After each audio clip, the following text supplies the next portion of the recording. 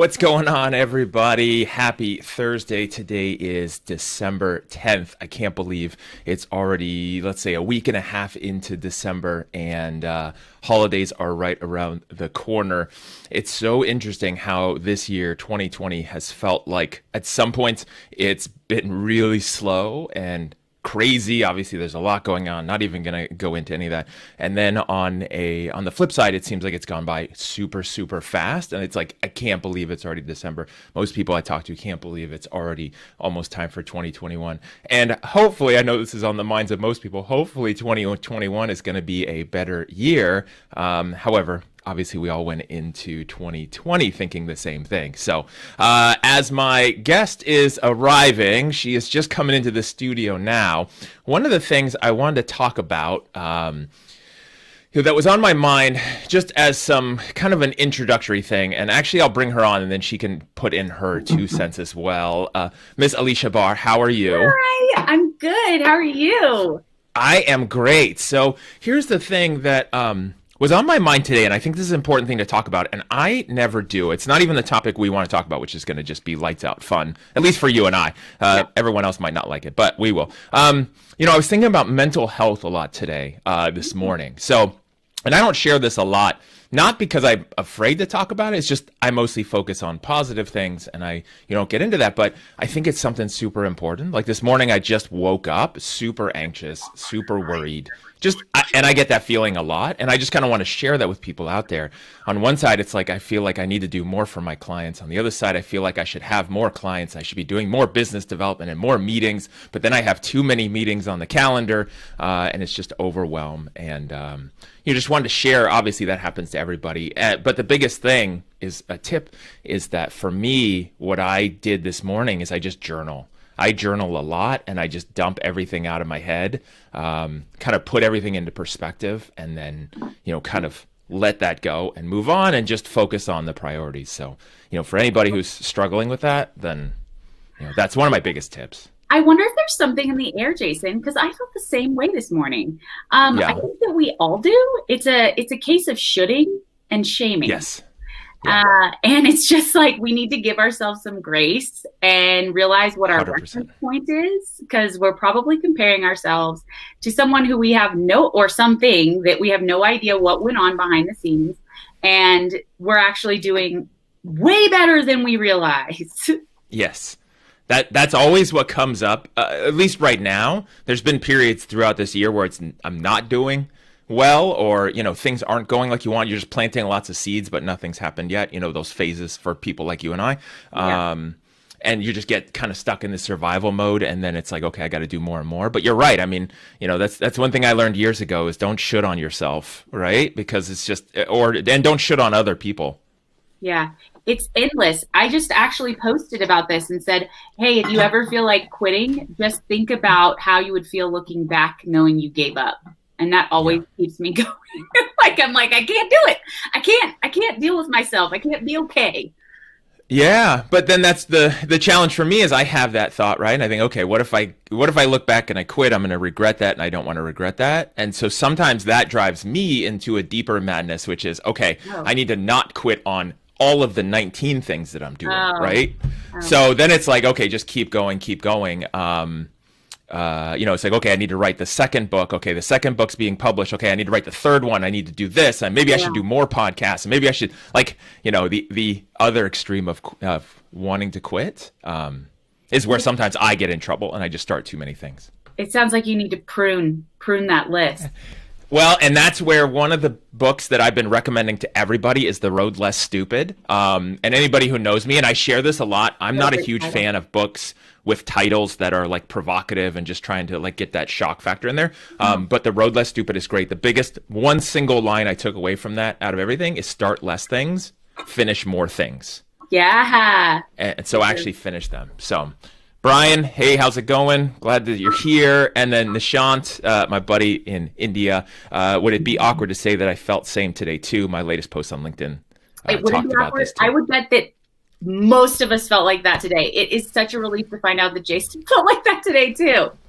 And I'll tell you, I start a lot of days with that feeling, and then I've just learned to journal, which is why I share that, right? A lot of people have that, but it just spirals out of control. For years, I couldn't get it to stop, and then I just learned like to journal, to relax, to put it in perspective, take it one thing at a time. Another thing I do, like what we were talking about and what you said, like pruning, is I'll literally have a Post-it note on my desk with one thing written on it, and that's the one thing I'm going to do right now. Instead of the to-do list and the to-do list and then this to-do list that references this, no, just one thing, just this one thing, and then that's it for until I'm done with it. Yeah, good. Sounds like a good strategy. So all right. I will do the same today. So we'll have one, because otherwise I have a list. Now I have a list on my computer of all the things, and then I just kind of close that and I put one thing down and then just get that one thing. The most impactful one. The most impactful one. And if you're in sales, right, people watching this who are in a sales role or leadership role, that could be business development, right? That could be make those 10 calls. That could be do those outreach. Yeah, right. It could be send those 20 cold instant sales pitches to my new connections, right? It could be. No. But don't do that. Don't do that. Don't do that? No, that's not on the list. Well, not the cold pitch. Nobody likes the cold pitch.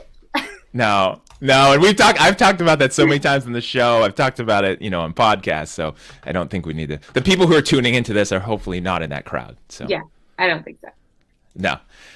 So, Miss Aleasha, for people who don't know who you are, or maybe they don't know who I am and they're here for you, what is it that you do? And, share a little bit about yourself.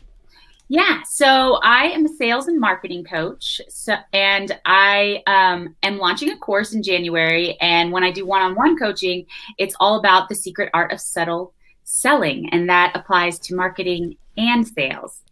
So we've talked a lot about this. Jason is one of the few people I found that shares my, approach and beliefs and experience. What we recommend is definitely based on results in our experience. So there's a lot of people that talk about the opposite of what we have found works. And it's just a relief to offer other people, an alternative opportunity for those that feel uncomfortable about being aggressive or pushy or like digging into pain or shaming in selling or whatever.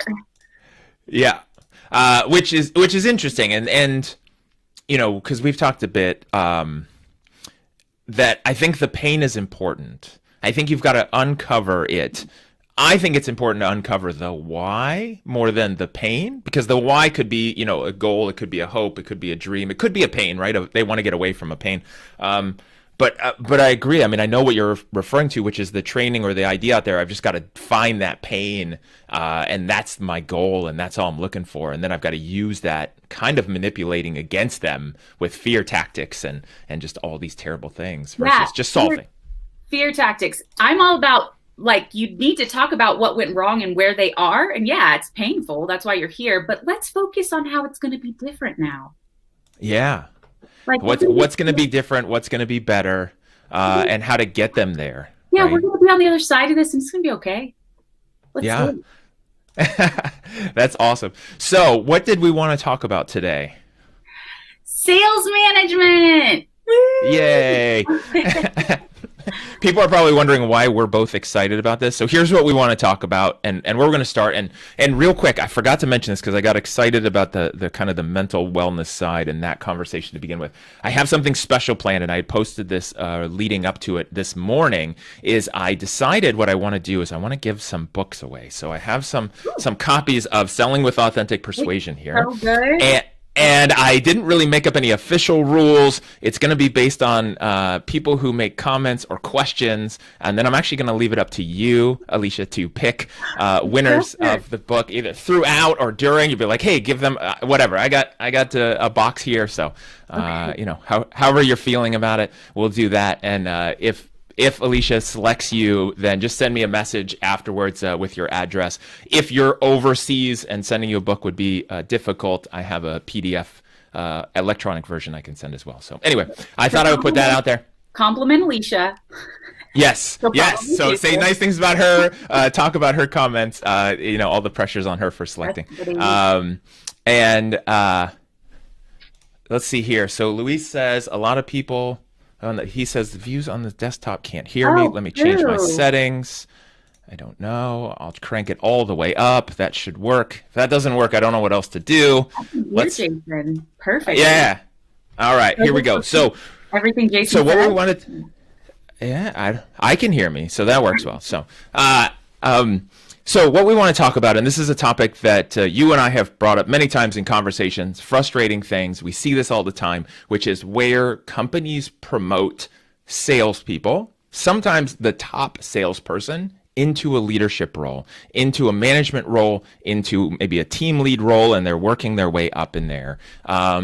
Let's start with this. Why is that a bad idea? Because let's just tell everyone the spoiler alert. It's a bad idea most of the time. A bad idea. Not always. I will argue when we get there that it's not a bad idea in some situations. But let's go with the premise. Why when it is a bad idea? Why is it a bad idea?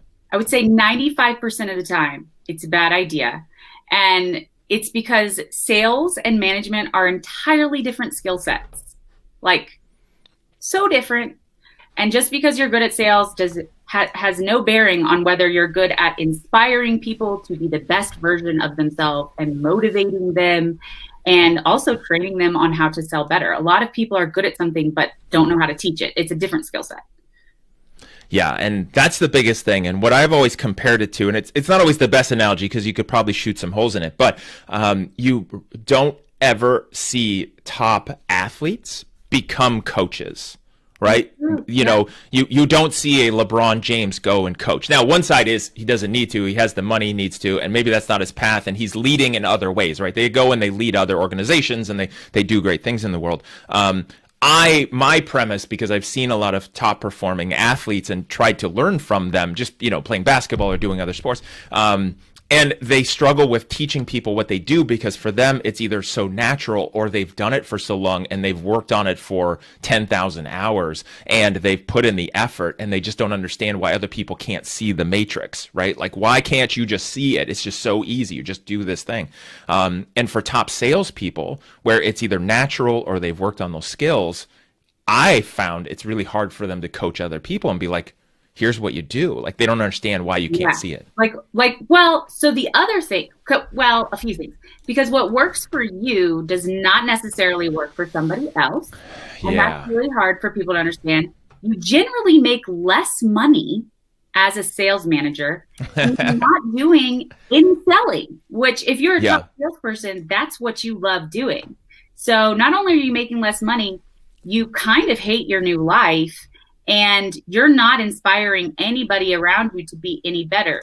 So it's just like a lose, lose, lose, lose, lose.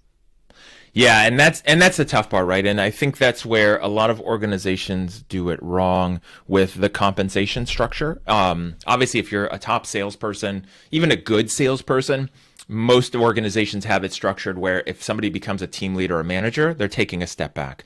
Or they're maybe about the same in compensation, but they're now doing a lot of work. They're stuck in an email and meeting hell, and they're just doing things that aren't in their comfort zone, in their wheelhouse and their expertise, which is emails and reports and metrics and meetings. And when it's done right, well, actually, we'll talk about it when it's done right for compensation plans. But I think that's the thing is organizations move people up thinking that because they sell well, they can lead well. And you made a point really quickly, which I think is important, is that most people who sell really well, and most people in general, they have a tough time not assuming everyone is like them or wanting everyone to see things the way they do or do things the way that they do, right? From a like a selling perspective, from a leadership perspective.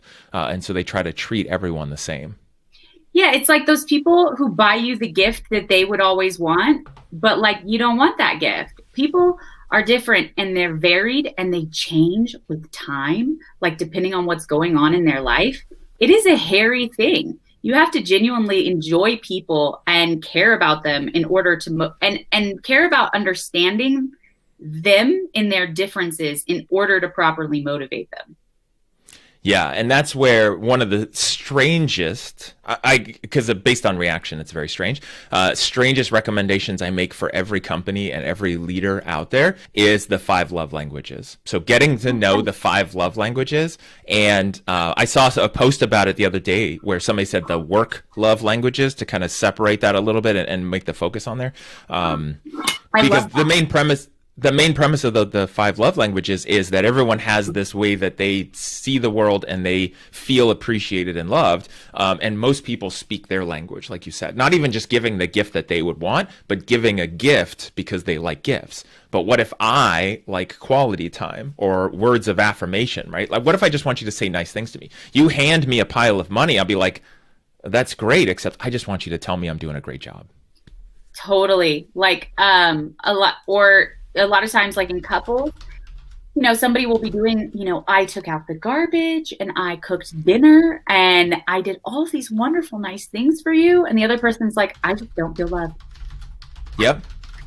Yeah. And that's the thing, right? So one person is speaking the language they have, which is acts of service, which is doing things. And the other person's like, yeah, but that I don't care about that kind of stuff, right? Maybe they just want gifts or they just want quality time. It's like, I wish you would just hang out instead of being busy all the time doing things. The other person's busy doing things because they think that's how they could show you that they care about you. So true. And so a lot of salespeople think if they're promoted to leaders that, oh, well, we should just like tempt them with money or something. Yeah. Yeah. But a lot of salespeople aren't just, I was, of course, to an extent, financially motivated. But more than anything, I wanted to feel like somebody had my back and could be flexible with my schedule. Mm-hmm. Yeah, and so that happens a lot too, right? And especially see that with salespeople who are motivated with money. They move up and they assume everybody is motivated with money, right? They assume that everybody is exactly the same as them, and that if they, because they got excited by the trip to the Caribbean, that everyone is going to want the trip to the Caribbean. And it's like that'll work for maybe a quarter of the people on the team, but not everybody. Yeah. So, I mean, and some places do provide like some management classes and stuff, which is helpful. But I think it just comes down to identifying if someone is actually like interested and would enjoy managing people. Because most salespeople don't enjoy that. They just, no. Yeah. So they're not good at it and they're not having a good time. So there are some that do. And that's the 5% we're talking about that are successful. Yeah, well, and I think that's the other part too, and you nailed it, which is most organizations don't even provide any leadership training, any skills training. I mean, most organizations barely provide sales training. They provide some sales training, and then they hope that people do it, or they play a numbers game. I mean, I've seen some organizations, even recently, you would think this would have changed by now, where let's hire 20 people and hopefully 2 or 3 of them stick.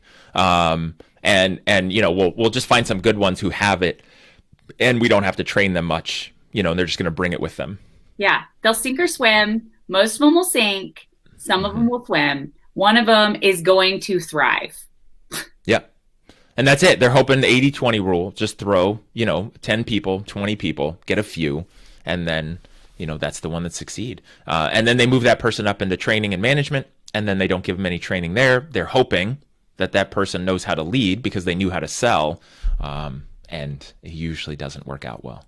Yeah, I mean, really, management is also just communication. So I think a lot of people just don't know how to even communicate with somebody and ask them, like, what do you need? How are you feeling? Because everyone is so worried about themselves and how they look and what it implies about how good they are at their job, that the way they communicate is often super defensive and sometimes like attacking and like just a mess of fear. Everybody's scared. And so they're all communicating in this really negative way.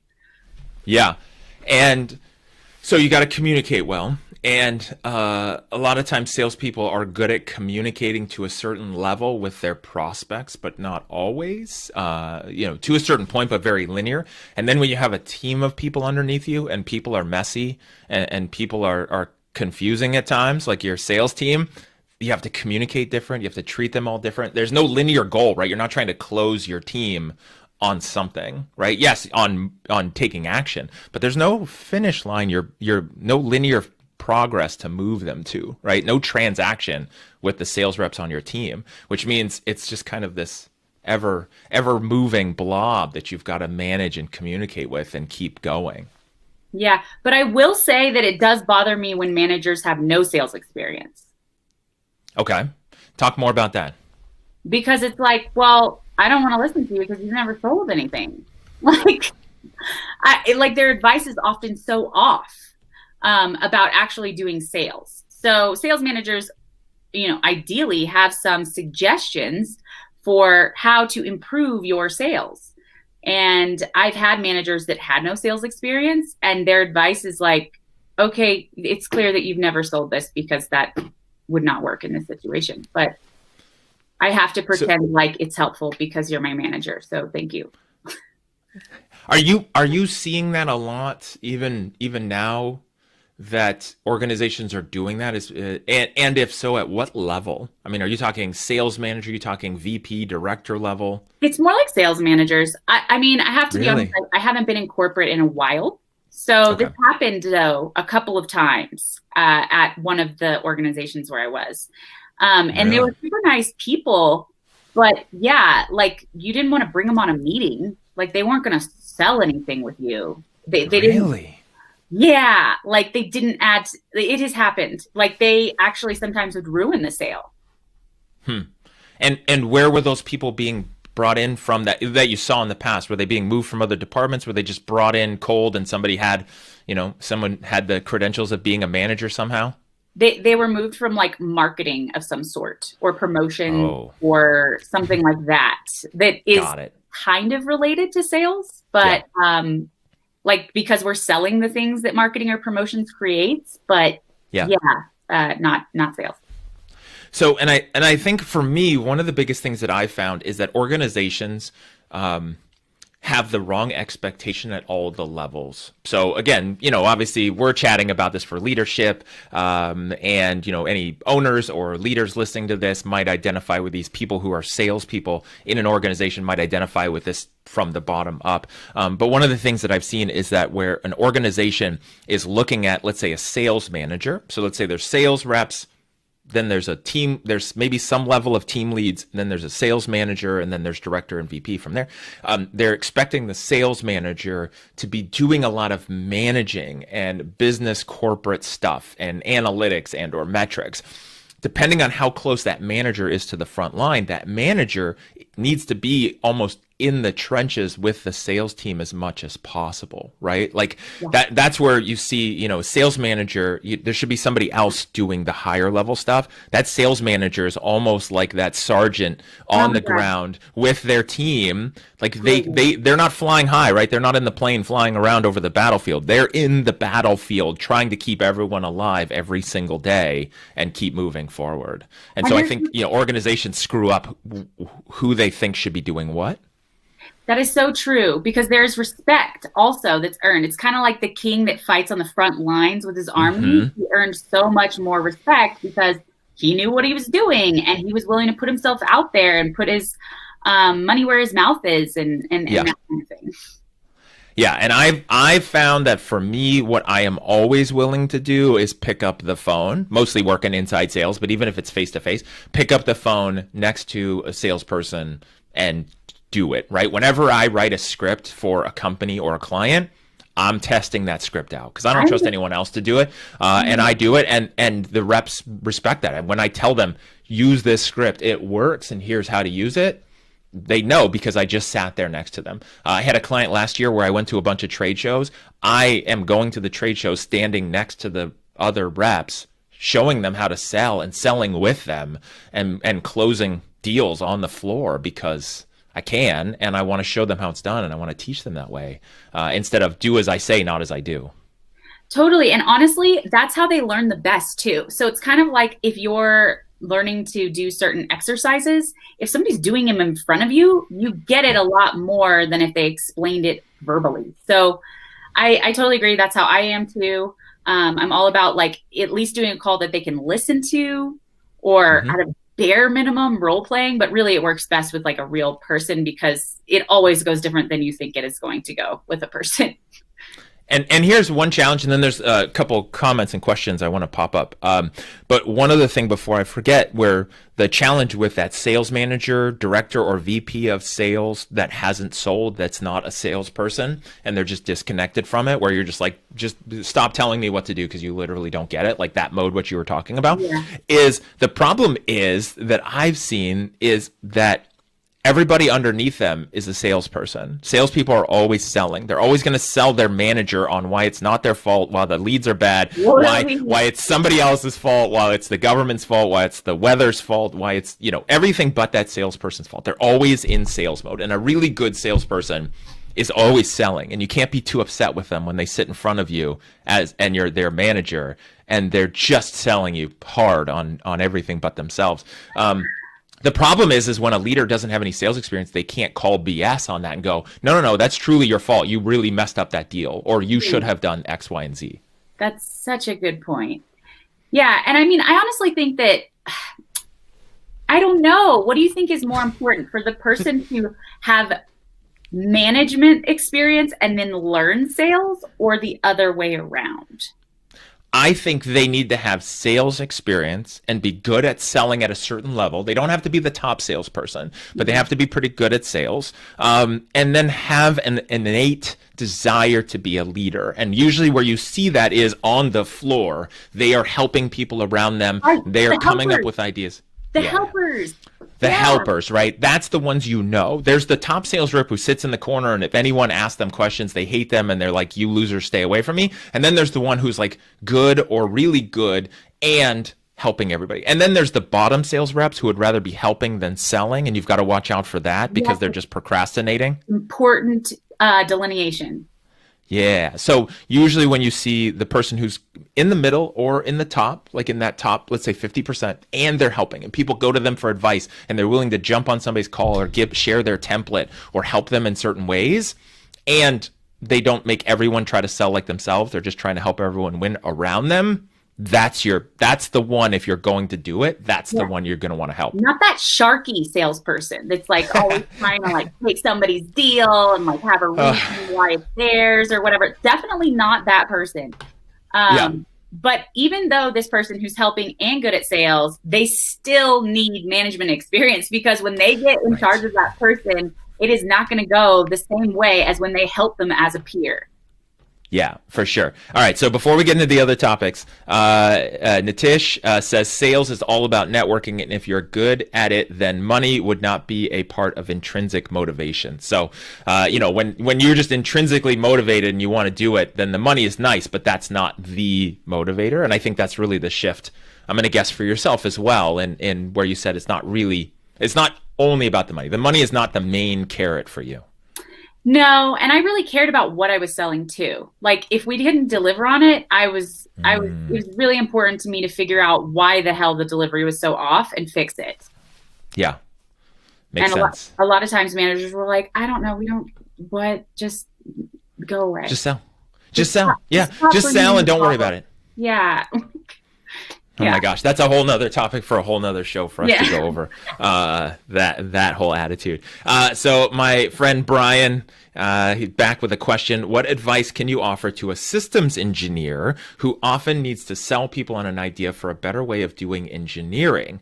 I'm in a new field called model-based systems engineering and constantly needing to sell leadership on the new, better way of doing things. It's a paradigm shift for most old school system engineers, which it's funny because if you listen to my podcast, I end it with everything in life is sales, right? And this is the classic example. And I know Brian and I go actually back to when I was deployed overseas. That's how we met in technical operations roles. And then I'm here, and then he just kept going with that, and he's amazing on the technical side. So what do you think? What would you say to someone in a role like Brian's? Yeah. So in that case where you're shifting their thinking, the best way is not to tell them or pitch them. It's to ask them questions that help them realize that there is a better way of doing things that are worth trying. So it's like, okay, so this is how things are now. If there was a way to get it to this, would that be worth trying?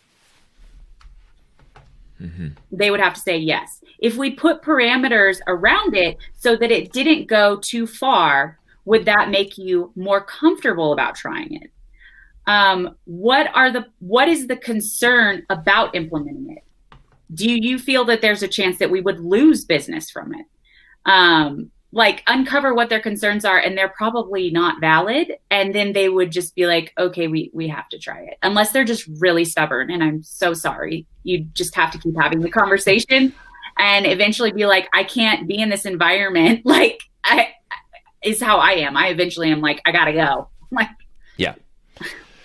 Yeah, that's really good advice. I love those questions. I mean, when in doubt, always lead with the questions. And it's tough because there is that over under on where somebody's going to change or they're not. Here's the biggest thing, Brian, and for anybody in this role, especially when you're trying to shift coworkers, but it's the same thing as trying to shift prospects, is first they have to be somewhat open to the idea. So if they're not open, it's just you're not going to move somebody. But the closed-mindedness or the this is the way that we've always done it or we don't want to do something new is all just fear and people's wanting to stay in their comfort zone. Stick with what they know, what they're used to, what they're familiar with. Change equals death, right? Like I talk about it a lot. I have a chapter in the book about that where it's our primitive brains think anything is new could lead to something bad, right? Eating the wrong berry could kill us thousands and thousands of years ago. And it's funny because that part of their brain, these engineers you're referring to, still like, okay, if we do something new, something bad could happen. And engineers and analytical people, which is how I am, the worst thing, their biggest fear is making a mistake or looking bad or looking wrong. That's it. Like that's their biggest fear. And so you've got to address that, ask questions, and then make it really, really safe for whatever you're doing. Hey, let's do this.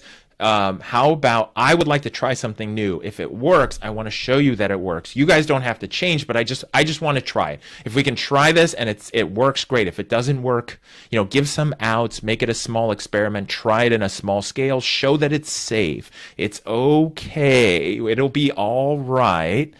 And then everyone will, people will come on board. Yeah, like the parameters thing, like we'll make sure that we only try it and if it hasn't reached success by X point, we'll only do it with this account. And so the other big accounts are still going to be going and blah, blah, blah. Like, would that make you comfortable if it could increase our revenue by 8 million times and our efficiency by 5 million%? And then, right. Yeah. And I think too is in this kind of scenario is, and same thing with sales, is I would put it all on you. If you know that this way could work and you're willing to bear the responsibility and the accountability for it, be the one who will take I don't want to say the fall, but be the one who you will take the brunt if it doesn't work, right? Because again, everyone's fear is that it's not that they're gonna look bad, right? Especially engineers. And so you want to say, hey, if this doesn't work, it's all on me. If it works, great. If it doesn't work, I totally take responsibility. I'll tell the boss it was all my idea. It was all my fault. But just make it super safe. Same thing with customers. When you're selling to customers and they're afraid and they don't want to do it because they're worried about it, hey, totally on me. We have a guarantee. I'll call you. I'll follow up. You can cancel anytime. You just got to make it super safe in the event of failure such that there's a safe way out. And I like talking about the worst case scenario. If everybody's okay with the worst case scenario, do it. And we're okay. And it's probably not going to happen. But just so we know, this is it. Yeah, just address it and then talk about what happens if that happens and what would be the worst case, especially if you're doing a small test, right? Let's try it on this one instance over here and see if that works. If that works, we can try it again. Experiment with it. Engineers love experiments, so kind of feed into that and do what you can. Good idea. All right. So promoting salespeople, why is it a good idea? Any thoughts on that? I think we covered a few of them. We did. So it's just about the salesperson who is good at sales and a helper, not a procrastinating helper, a helper because they really want everybody to win around them.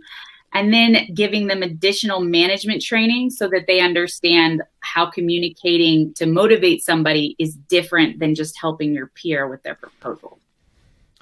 And I like what you said earlier, which is about the respect side, is when you promote somebody who's on the sales floor and you move them up, people know that they know how to sell, they can sell, they have no problem getting back on the phone and selling, right? And that's where you got to watch out for that procrastinating helper because you promote them and they're like, yes, I finally don't have to get on the phone and sell anymore because I hated that and I just want to lead. And then when those opportunities come up where they need to get on the phone, they're like, no, I don't want to do it. Yeah, there is a total, like, so the sales teams I manage, I don't need to take sales calls, but I do because it helps me understand what they're going through. Like, I remember when we had a sales manager and we all had issues with our sales system. And I was like, why haven't you once logged into the sales system? This all sounds like Greek to you because you've never used it. And he was like, that's a fantastic idea. And I was like, I'm shocked that nobody said anything to you about it before. Like, Oh my gosh. yeah. So when you use the systems, you know how to make them more efficient. When you do the pitch, you know where the areas of improvement are and the common pitfalls, and you can help them avoid those much faster. And you also get the respect and the money. Yeah. You get the commission too. Yeah. So one thing back on why it's a bad idea or when it can be ineffective, one thing that popped in my head is, and I've seen this where it's a challenge, is a salesperson gets promoted to a team lead or a manager. They're now in charge of what were their peers a minute ago. And sometimes their peers don't respect them because they remember them when they were a rep, and sometimes they were friends and buddies on the sales floor. Ooh. And then now they're in the friend zone, but now they're in charge and they're supposed to be telling someone what to do, and did you take your break, or why didn't you close that deal, or when are you going to follow up with your pipeline? And the other person's like, come on, bro. Like, I know who you are. Like, we're buddies. We just went out last night, and all of a sudden there's this like odd dynamic because they're in the friend zone. And there's not enough respect. So hard. That reminds me that probably a good practice would be for companies to have a way to communicate to those people and say, hey, I know I was just there with you. These are my goals as a sales manager. This is what I'm looking at from you. I'm here to support you. I'm here to get you to this level. And I can do that if you give me this kind of exchange and that kind of thing. But I saw this at one of the companies that I worked at where they promoted salespeople, and they were still going out to get drinks with them in a way that was friends, and they had to stop. Yeah. You've got to, there's a tough line in there where as a manager, as a leader of people, the fraternizing part, like there's got to be some limits. Like I'll go out with salespeople to a certain extent and then usually just leave, make it nice, but there's a line there so that the professionalism, the manager side, the boss side, what I found works really well, especially in an environment with a lot of growth, is you promote a team lead and then you give them all new salespeople coming out of training who don't know them as a rep, and they don't know the past.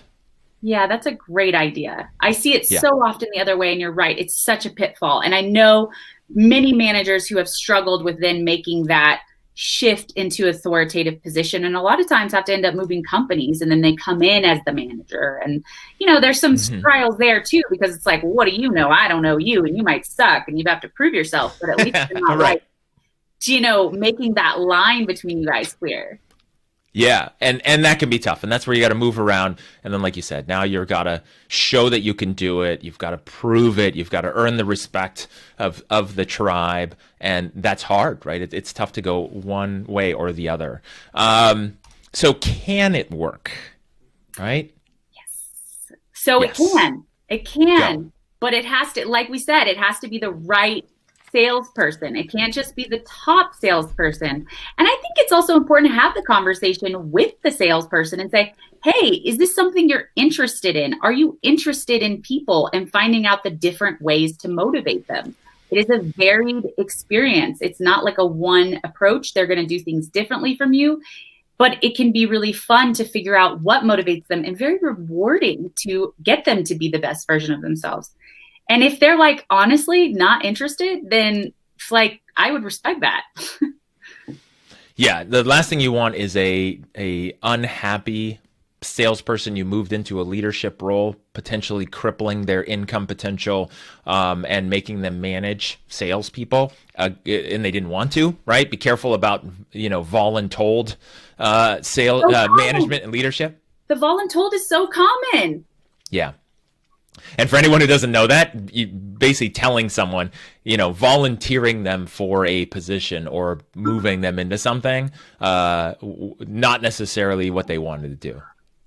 And they usually sell them on the step after the manager. So eventually you'll get to be a director, and then it won't suck so much and you'll make more money. Yeah. Theoretically, potentially, if you make it that far, but you probably won't because it's not going to go well. And then we're all going to lose trust in you But that's because, the only reason people agree to become managers who don't want to be managers, right? It's to get to yeah, that higher, like director and then VP. It's just a step on the ladder, and the step that they hate because they basically have to eat crow for that yeah, period of time. yeah. So let's talk. So for me, what I found works really well is organizations where they promote. They promote the position out there. They make it almost a job posting, internal, let people apply for it. The tough part with that, though, is that a bunch of people are going to apply. That procrastinating helper is going to apply, and then you've got to tell them no because you really don't want them in that position, and then it could lead to hurt feelings on that side. Yeah, that's true. I've seen somebody who continues to apply who is like that Sharky person, and she kept Oh, getting denied. But then she finally did get it, but it was hard. Because she was the shark, it was like, wait, do you really like people? Like, and like getting, they could tell that there was something there. okay. And I know that sometimes people also do personality tests ahead of time, Mm. which I don't know. What are your feelings on how accurate personality tests are for identifying a manager? I think it depends on which one you use. I think it's very accurate at giving you an indication in one bucket, some information in one bucket that you can then use and compare to other things and be like, okay, this person has some leadership. If they were to lead, here's what kind of leader they might be. Here's how they view leadership or management, and what their personality is going to be like. Are they going to be controlling and domineering? Are they going to be supportive and nurturing? Right? That kind of, if you go in a disc quadrant type model, then you'll get some idea of how they view the world for the most part. And then does that fit with the kind of leader you want? Do you need a controlling leader like a drill sergeant? Do you need a nurturing one? You got to be careful because if it's too nurturing, then they're not going to hold people accountable. They'll be like, you didn't call your pipeline. I'm ripping away your whole pipeline from you because it's been a week. Best of luck, right? Like that nurturing person is going to be afraid of the confrontation. And so it depends on what you need. Yeah, it does. And a lot of times what you need depends on the salespeople you have, which changes. So, I mean, ideally, you want somebody who's kind of flexible to or maybe you can just move them. If their team changes out, like you move them onto the team that responds best to that type of leadership style or something. But it is very much about like complementary personalities. Like it's hard to manage someone that you just really don't like. Yeah. Well, and then there's that, right? And so somebody who can manage a wide range of people, who's going to treat everybody different, right? And providing them providing that new leader, the coaching and training to understand how to do it. I mean, that's what it takes for organizations who want to be successful, is actually investing time and effort with those leaders and managers so that they can be effective. Yeah, so they can be equipped. Because once someone realizes how they can actually make somebody a better version of themselves, it's pretty exciting. Yeah. Yeah, when that light bulb happens, and it's the same thing, like the people who like to lead, when they do that from their sales role and they like that part, which is when I sell somebody and they really, like they get it, the light bulb goes off for that customer and they're like, oh my God, this is great, I really need it. If you like that, if that's your motivation, that intrinsic part that, who was it, Nitish said earlier, when you have that, then you love that light bulb moment more than you love the carrot or avoiding the stick. Yeah, that's a great point. So I think like how to make it work is just really being able to distinguish between those people, and then the desire, and then the training. Yeah.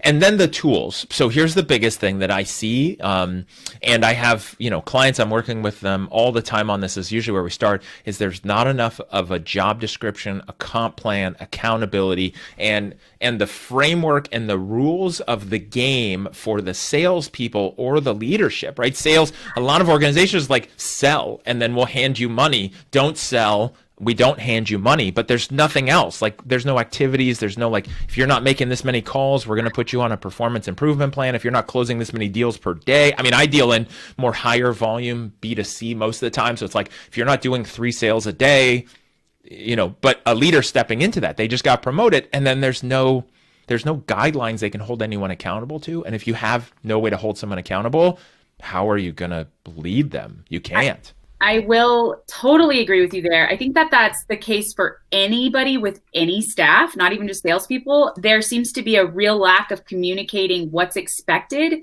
and what's going to happen if it's not achieved. And then it's not a personal thing, it's objective. These were the things that we all agreed upon and it didn't happen. And so now we have to do this. And I'm so sorry because I like you, but we have these rules. So it's not personal because everybody's still worried about it being personal. And if you implement those metrics and expectations after the fact, it leaves a really bad feeling for everybody involved because we didn't know. So how could we hit them? Right. And what you said is perfect because without those guidelines, without the accountability, the metrics, the expectations, without that, what happens is it feels very subjective. It's like, well, why am I in trouble because I didn't do this, but this other person next to me didn't do it either, but why aren't they in trouble, right? And it's just like this really hit or miss management accountability strategy. Yeah, absolutely. I would agree that that's probably one of the main reasons that managing is so hard for people. Is they're like, I'm just not happy with your performance. I mean, wouldn't you have understood that I wouldn't be happy if you missed your goal 3 times in a row? And it's like, well, yes, but there can be little goals up to that budget goal that are in place to make, like milestones to hit before that and challenges that get them there and who made the most cold calls, like gets some kind of pride. You know what I mean?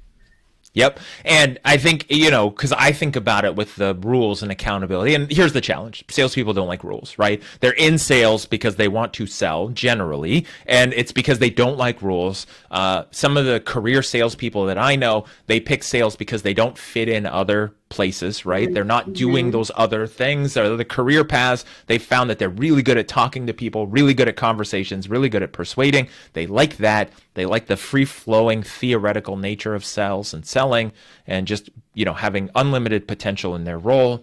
And they don't like the rules. But I will say everybody likes some kind of framework. Imagine playing a board game, playing Monopoly, but there's no rules. So you're playing it how you think. I'm playing it how I think. I don't know if you're winning. I don't know if I'm winning.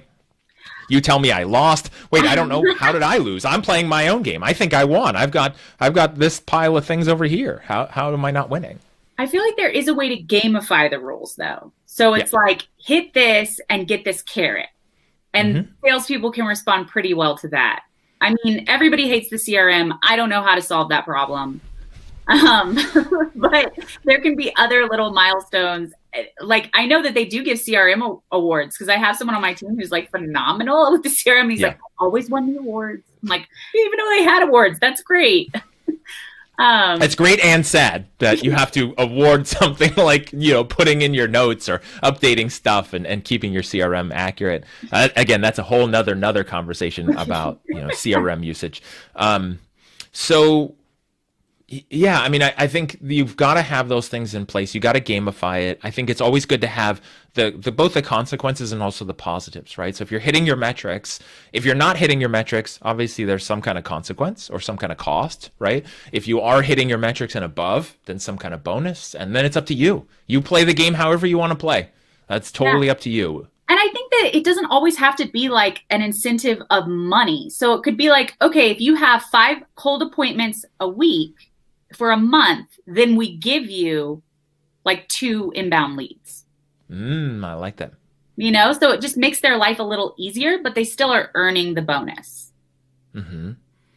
Makes sense. No, I like that. And whenever there's been inbound leads coming in, then that's always the ultimate carrot and the status you want to get to, which is getting those inbound leads and or being at the top of the list for those inbound leads.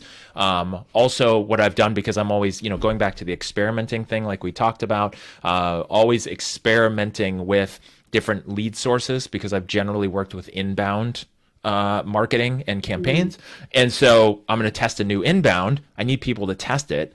I'll bring in the best reps who I know can give me good feedback, and I'll usually incentivize them for the pain and suffering that might come from these new leads, but they're going to get something out of it. Or, they're just going to be free deals and not count against them even if they don't close them. Yeah, I've often seen like if it's a cold lead, you get a higher percentage, one of the incentives. So there's so many different ways to incentivize the type of performance that you want.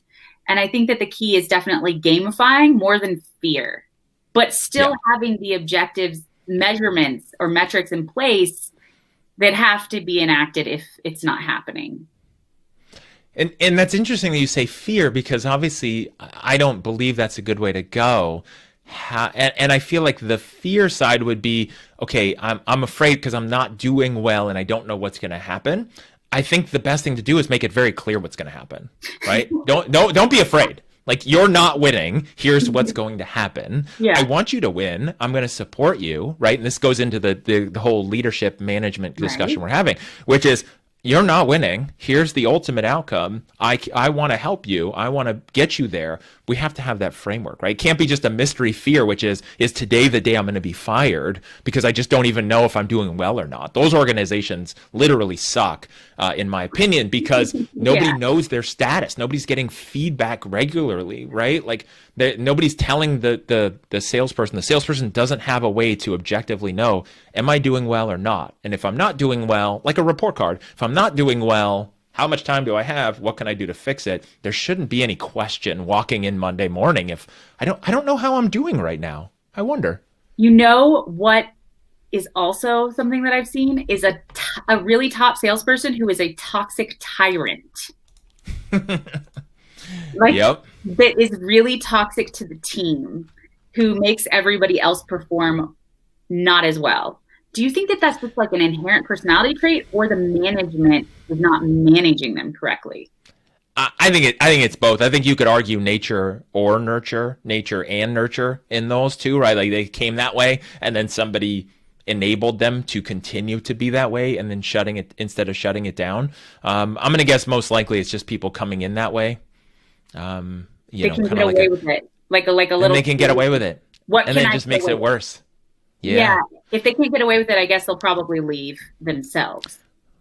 Maybe. It depends. If they're doing well and they're making lots of money, they're not going to leave because they've got control over everyone, and they feel untouchable, right? Like, there's no reason to go. And they know if they go somewhere else, they might have to actually be held accountable. So I don't necessarily want to change. And that's really where the challenge is. You promote someone from a salesperson to a team lead or a manager, and that toxic tyrant, as you say, is on their team, and they now have to deal with them. Usually what happens is that new manager doesn't have the structure in place, doesn't have the tools in the toolbox to manage them, because the companies never set those up. Totally. Man, there's so many factors and variables into managing an effective sales team. And when they come together, it is magical and amazing and will make so much money. But it is hard to get all of them right.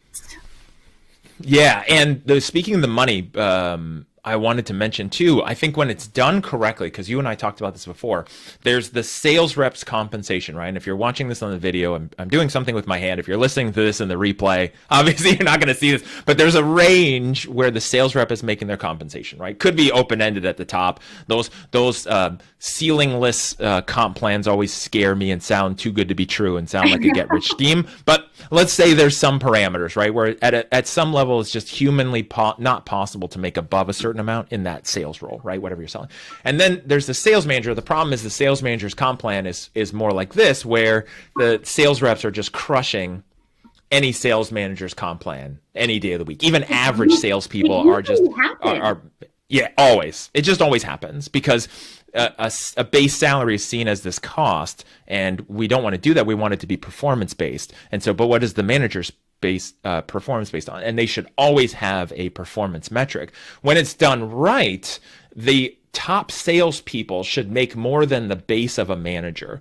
But a good manager with the right team, where everybody's hitting their numbers, or 80% of their people are hitting their numbers, should actually be able to eclipse a top salesperson, because now they're leveraging lots of salespeople, right? It's going to take some effort, but it should always be an option for them to make more. Agreed. It's way more work to manage 5 people to success than yourself. Way more work. Yeah. And way more money for the company when it's done right. When it's done right? Like, because if you look at leverage, if I can sell, let's just say, if I can sell 10 widgets a week, that's great. Or 10 widgets a month, right? That's great. If I can successfully manage a team of 8 people selling 8 to 10 widgets a month, that's some amazing leverage. And companies should reward that manager for being the coach, right? If you look at sports, again, there's a lot of professional athlete coach or professional sports organization coaches that make a ton of money, that make more than a bunch of players on the team, right? There's a basketball coaches making $2, $3, $4, $5 million a year. The top players are making more than them because they're superstars, but they're making more than everyone else and they're doing pretty well, and it's all on them. Yeah. I mean, I would want to incentivize the hell out of that, you know? Yeah. Yeah, for sure. So I think that would definitely work. So any final thoughts here on our way out? Any other comments? Because I have to give away the books.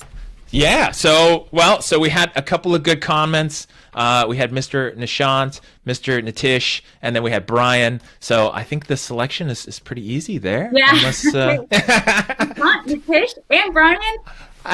You won.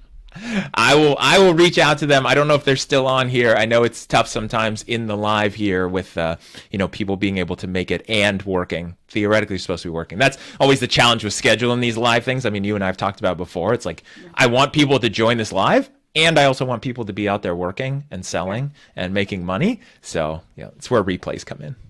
Yeah. You can watch it when you have time. But I mean, final thoughts, I think, is just, understanding how valuable your manager is and like the leverage that we're talking about. If you have somebody who can affect a team of people to hit their goals, it's extremely valuable, like more valuable than just having top salespeople. And that's usually what I see is they just shower the top salesperson with the reward, and the sales manager's kind of like, meh.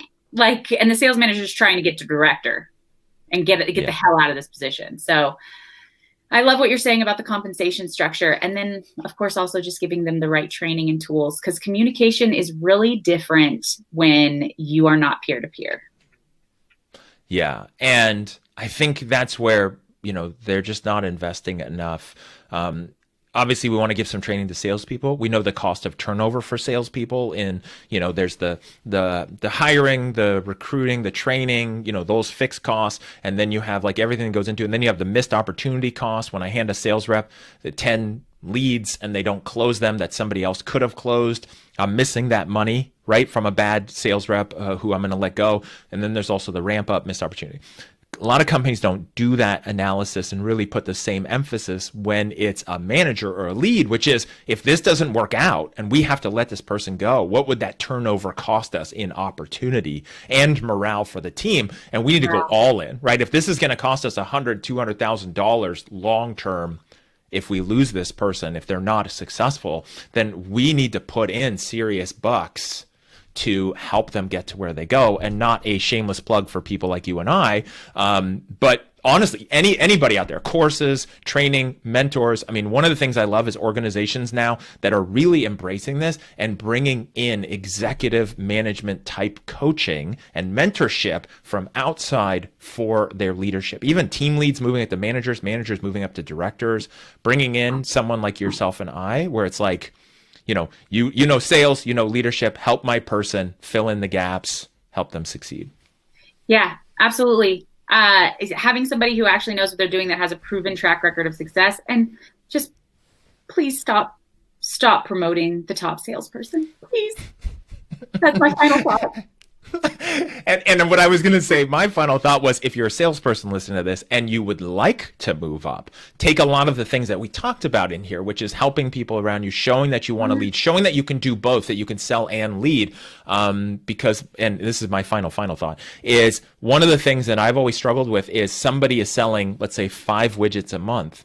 I need 10 widgets a month. 10 widgets a month is amazing. I promote that person that's selling 5 up into a leadership role. Their capacity, they only know how to do 5, right? It's like trying to teach someone how to make $1 million if you've never made $1 million.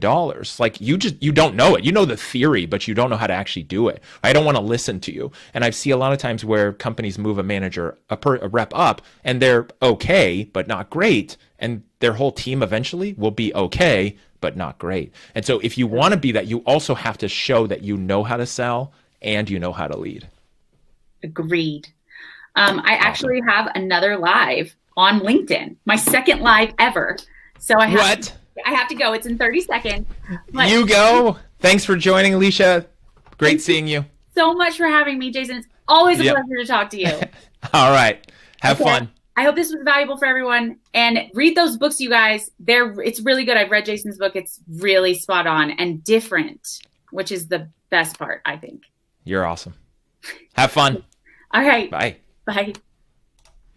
And for everyone else out there, please, hopefully you got some value from this. I'm hoping this was good for you. If you're in sales and you're looking at moving up, you're in sales, you're frustrated with your manager, you're not sure why it doesn't seem to work, maybe some good tips. Maybe you can subtly share this with your leadership team, your owner, your manager, and say, hey, check out this conversation I saw. And then hopefully, they'll pick up some things from this. If you're in a leadership role, just understand it's most likely not because you're not effective and you can't be a good leader. Just need more tools, just need more support, just need the ability to do that and see that from a different framework, have the rules of the game. And of course, if you want to get the book, if you want to learn more about Authentic Persuasion, go to authenticpersuasion.com. Also, I have a new book that's coming out. It's actually available, but I need to make a couple of tweaks to it. It's going to be a Kindle-only book, and it's about handling objections. So I'll announce that one soon. But that's it for today. That's it for this live. And I will actually catch you next week. Super excited because that one's going to be a fun one.